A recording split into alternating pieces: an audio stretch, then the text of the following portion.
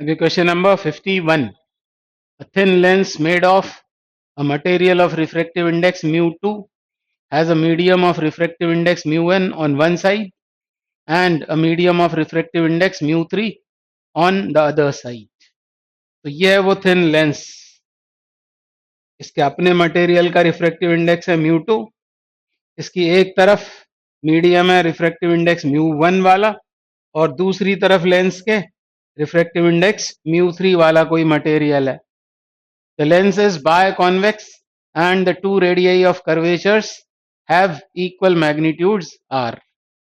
यहाँ भले बायकॉन्वेक्स बोला है पर ये बात हो रही है किसी इक्वी कॉन्वेक्स की. दोनों सरफेसेस की रेडियस ऑफ कर्वेचर बराबर है. A beam of light traveling parallel to the principal axis is incident on the lens.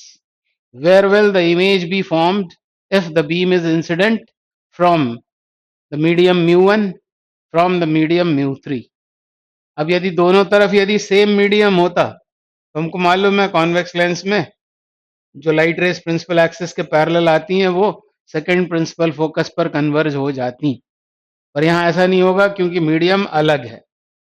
Medium अलग है इसलिए इसके फोकस पर ये कन्वर्ज नहीं होंगी. हमको बताना है कि ये जो पैरेलल बीम है उसकी इमेज कहाँ पर फॉर्म होगी. ऑब्जेक्ट कहाँ हो गई है इन्फिनिटी पर. तो ऐसा यदि क्वेश्चन आता है तो आपको दोनों सरफेसेस पर अलग अलग रिफ्रैक्शन का फॉर्मूला लगाना है. रिफ्रैक्शन फॉर स्फेरिकल सरफेसेस वो हमको आता ही है. पहले केस में बोल रहे हैं मीडियम mu1 की तरफ से ये आ रही है प्रिंसिपल एक्सिस से पैरेलल रेज mu1 की साइड से आ रही हैं. और फिर केस बी में बोला मीडियम mu3 से आएंगी तो क्या करेंगे. तो अभी हम केस 1 कर रहे हैं. पहले जब ये जो रेज हैं वो कहाँ से आ रही हैं mu1 की तरफ से आ रही हैं फिर लेंस से रिफ्रैक्शन होगा फिर mu3 में जाएंगे. एक्चुअली आपको इन दोनों सरफेसेस के लिए अलग अलग रिफ्रैक्शन एट स्फेरिकल सरफेस का फॉर्मूला लगाना है. तो बहुत आराम से सॉल्व करें प्यार से तो वो हो जाएगा इजीली सॉल्व. अब मैं करता हूँ इसको मान लिया मैंने सरफेस 1, इसको सरफेस 2. तो सरफेस 1 पर रिफ्रैक्शन के लिए फॉर्मूला लगाएंगे. क्या होता है फॉर्मूला जिसमें रेज जा रही है रिफ्रैक्शन के बाद. केवल इस सरफेस की बात करेंगे. इसको एब्सेंट मानकर अभी हाल फिलहाल मान लेंगे. आगे मीडियम पूरा mu2 ही है. तो mu2 minus mu1 upon are.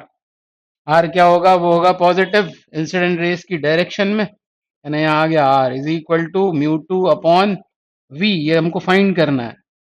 Find करना है कि इसकी इमेज कहाँ बनी in the absence of the second surface.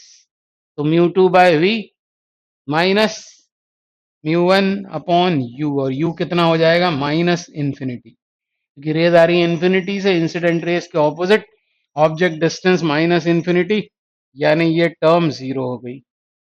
कहानी खत्म. तो v कितना v आ गया आपके पास mu2 r upon mu2 minus mu1. और ये है सरफेस 1 पर रिफ्रैक्शन के बाद फॉर्म होने वाली इमेज. इसको मैं बोल देता हूं I1. अब ये I1 ये ऑब्जेक्ट का काम करेगी फॉर सरफेस 2. तो फिर से यही फॉर्मूला लगाएंगे सरफेस 2 के लिए. सरफेस 2 के लिए लगाएंगे. अब किससे किस में हो रहा है रिफ्रैक्शन. रे डायग्राम बनाने को आपसे नहीं बोला हुआ है. आपको तो इन्हीं क्वांटिटीज के टर्म्स में आंसर करना है. तो बस अब mu3 हो जाएगा सेकेंड मीडियम जिसमें से आ रही है वो कौन हो जाएगा mu2 अपॉन आर. आर कौन सा होगा अब आर होगा माइनस इंसिडेंट रेस के ऑपोजिट यानी minus R equals to mu3 upon v. तो हमको फाइंड करना है. ये होगी फाइनल इमेज. और ये जो I1 है ये इसके लिए ऑब्जेक्ट का काम करेगी. जो सरफेस 1 पर रिफ्रैक्शन से जो इमेज आया है वो सेकंड सरफेस के लिए ऑब्जेक्ट का काम करेगा. और ये कैसा है पॉजिटिव या नेगेटिव. तो ध्यान दें जरा mu2 है ऊपर और नीचे mu2 में से mu1 सब्ट्रैक्ट किया है डिवाइड में. तो ऑब्वियसली ये क्वांटिटी कैसी होगी पॉजिटिव होगी. और पॉजिटिव होने का मतलब इस तरफ है. और इसके लिए रेज यूं जा रही हैं सेकंड सरफेस के लिए. इसको भी नापा गया है उसी तरफ यानी पॉजिटिव ही होगा. यानी ये हो जाएगा mu two upon this much, mu two R, और ऊपर क्या आने लगेगा, mu two minus mu one. ऐसा हो जाएगा। और अब इसको सॉल्व करना है फॉर वी डैश, तो इस टर्म को लेके आते हैं एलएचएस में। तो क्या लिखेंगे, mu two into mu two minus mu one, mu two minus mu one upon mu two R, mu two R. और ऑलरेडी वहां क्या आ रहा है, ऑलरेडी वहां आ रहा है, ये लिखा हुआ है यहाँ, mu three minus mu two, mu three minus mu two upon minus R, minus R. ये पॉजिटिव हो गया था इधर लाने पर, ये माइनस है यहाँ पर, ये आर। ऐसा सब कुछ हो जाएगा।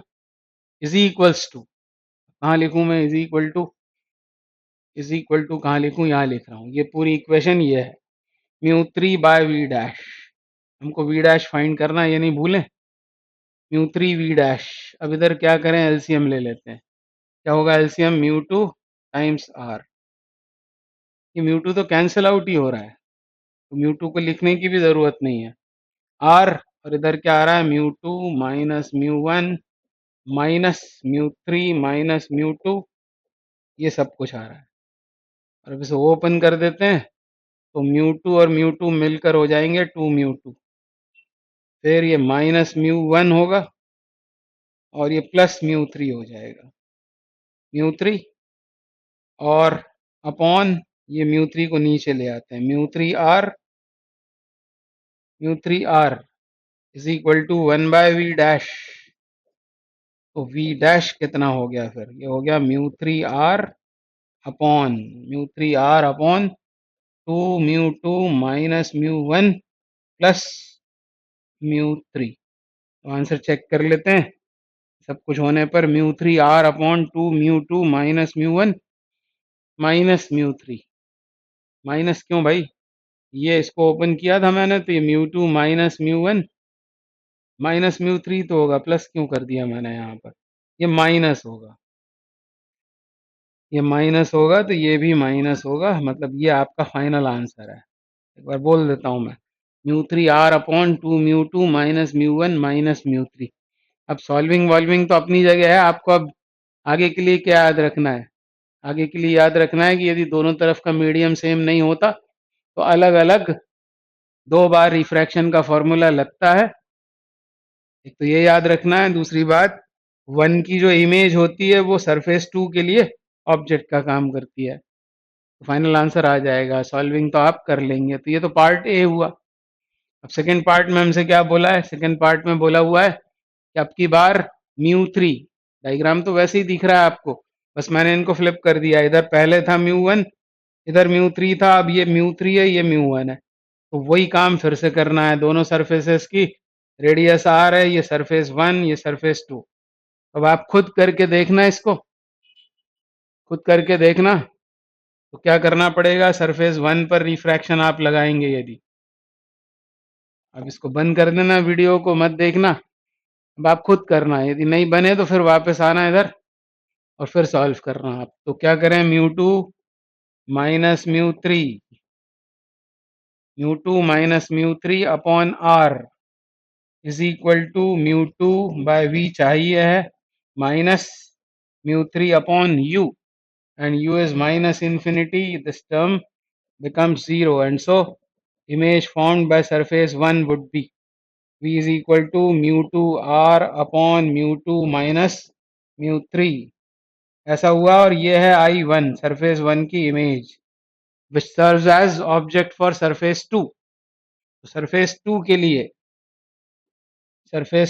लिए ये ऑब्जेक्ट है, और ये भी पॉजिटिव है, ध्यान देंगे आप, पॉजिटिव है। आप सरफेस 2 के लिए लगाएं यदि ये फॉर्मूला, अब क्या लिखना पड़ेगा हमको, mu one minus mu two upon minus are.